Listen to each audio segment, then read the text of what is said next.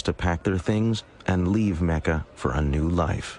It was a dangerous undertaking, but the Muslims were willing to take their chances.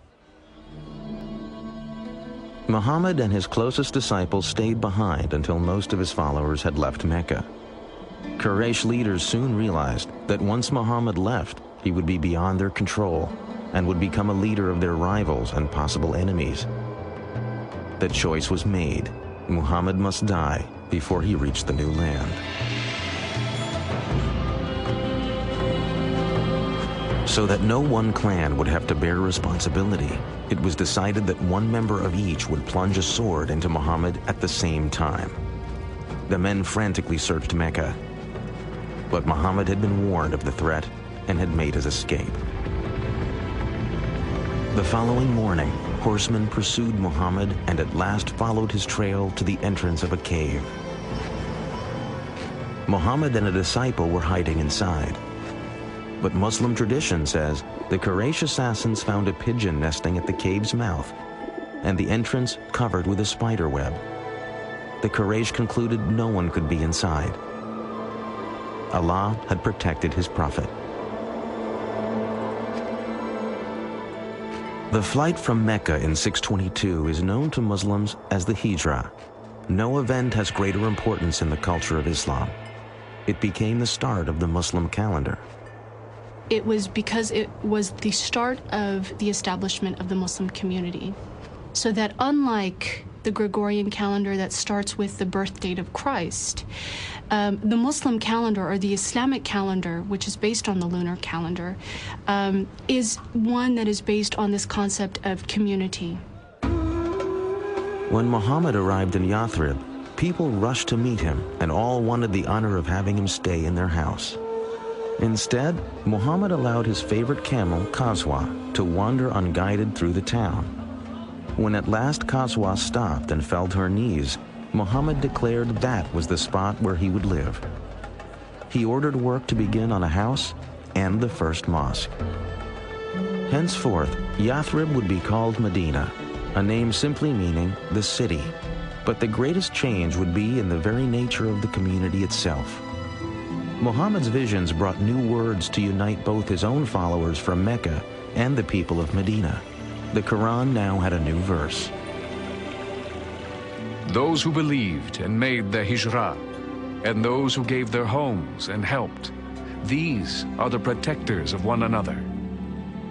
What he began to create in Medina was something that was absolutely unheard of and novel in Arabia. It was a community bound together by an ideal, by a shared ideology, by a shared religion, not by blood. He was creating, as it were, a super tribe where people were not related to one another, but they were related to one another in faith and by agreement. If you think about 7th century Arabia being based on tribal kinship, the idea of a community based on a faith that anyone could join, slave, woman, man, rich, poor, dark, light, was revolutionary, and of course, very menacing for some.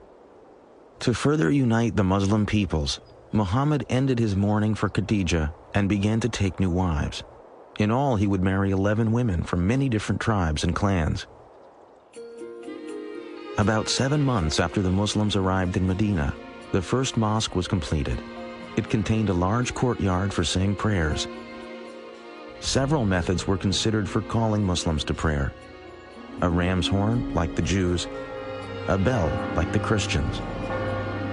Finally, it was decided that only a human voice was needed to proclaim the call to prayer that Muhammad taught his people.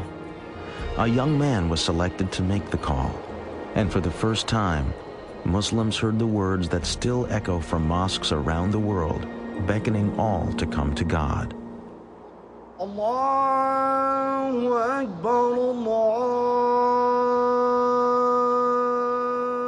Akbar. I bear witness that there is no God but Allah. I bear witness that Muhammad is the apostle of God. Come to prayer. Come to prayer.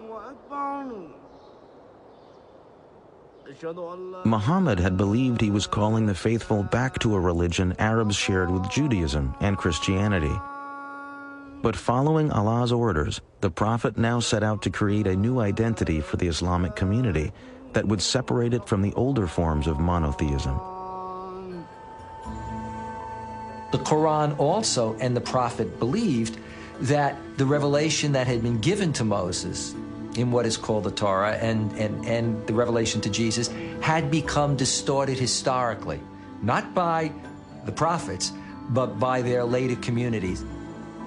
To dramatize the shift away from Christianity and Judaism, another order became part of the Quran. Muslims were no longer to face Jerusalem when they prayed.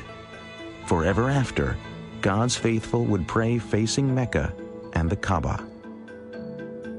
Muhammad now had the responsibility of dealing with the mundane but important tasks of government. These roles would set him apart from the ministry of Islam's earlier prophet, Jesus Christ. There is an immense contrast between Jesus and Muhammad, largely stemming from the fact that, unlike Muhammad, Jesus was never head of state. Muhammad was now a political leader. That meant he was making decisions affecting the workforce, the economy, trade, and the safety and security of Medina. To protect the struggling young community, Muhammad knew the basic politics of Arabia would need to change, and that meant the threat of the Quraysh would have to be met. Increasingly, Muhammad would turn to a solution the world has come to fear and all too often associate with Islam. He would turn to armed conflict. Since the days in Mecca, God's revelations had called for Muslims to prepare themselves to struggle to build a moral and righteous life. The Arabic word for this moral struggle is jihad. Jihad would soon be needed if the Muslim community was to survive.